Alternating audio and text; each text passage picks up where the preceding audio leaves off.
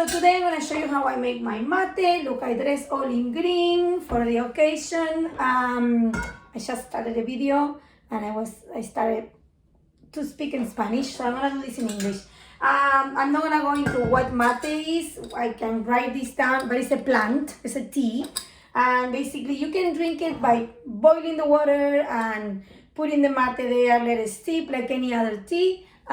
In my case, I use my mate cups. I have several mate cups that I have shown you guys before, but for the purpose of showing you, I'm going to use this clear, used to be yogurt cup that I really like to drink mate on it. So, I mean, I'm not going to tell you what's the amount. I put 4 spoons because that's my amount, but if you have a smaller mate, you put less. If you have a bigger mate, you put more.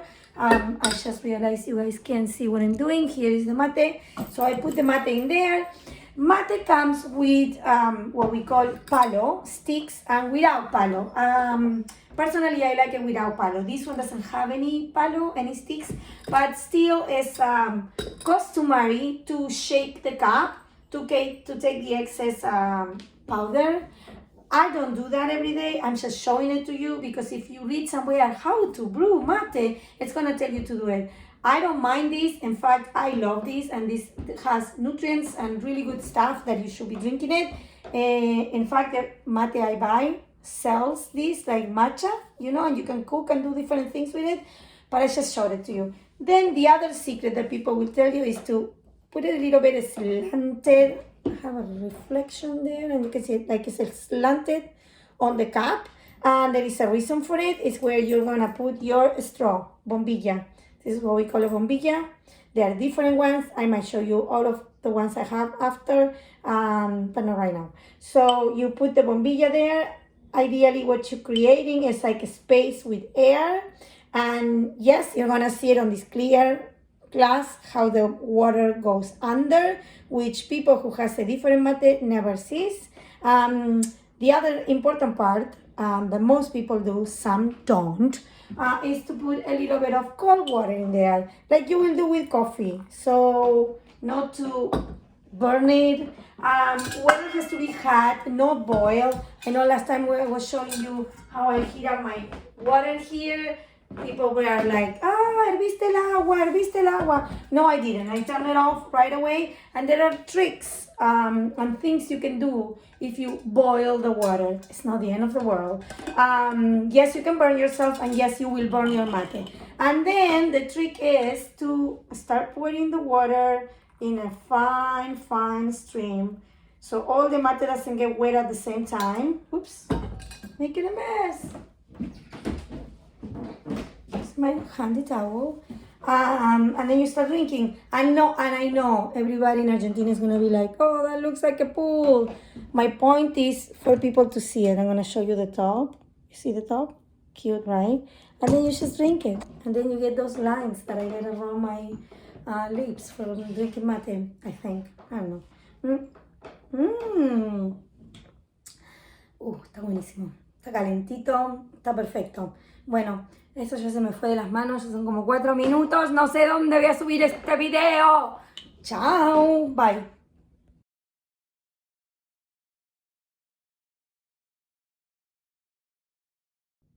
Okay, about mate cups or mate, because we call the cup mate. Yeah, right? Muy complicado. So here you have a very fancy one. This one came from Argentina with little legs. These are made of a gourd, like a pumpkin, and then you have to cure them. This is cured. You have to put the mate, let it sit there. It's a long story. I don't use this one. It's too big for me. I don't like the small mouth. My spoon doesn't fit in there. This is a cup that a friend made and can also be a mate. I've been using this a lot. And then this is my oldest mate. Came from Argentina. My cousin Pablo brought it for me like, I don't know, 25 years ago. This is the typical mate that your grandfather used to drink, and you have to know that you can't touch it when the water and the mate is in there because it gets really hot. And then I just did it in the cup so you guys can see it, how the water is on the bottom, how dry it's on the top. I'm gonna drink a little so you can see it. I don't know if you can see it when I'm drinking. Hold on. You heard that? I love that. That's the sound that you got to the bottom, and it's time for you to pass the mate to whoever is the cebador, the person in charge of pouring the water, and then the person will pour the water and give the mate to another person. Because yes, it's a tradition, and you drink mate with other people. Or they say that when you grow up and you are a grown up, you drink mate alone. So I must be a grown up for a while because I've been drinking mate for years alone. I made a espumita, little foam. This part is still dry, this part is wet, so that way you can rotate your mate and you don't consume it all together. I mean, honestly, I start around 8 and maybe it's 1 o'clock and I'm still drinking mate. Only an Argentine and an Uruguayan will understand this. You fix the mate, arreglas el mate. You take a little bit of the wet and you put more dry, and that's how I drink it all day.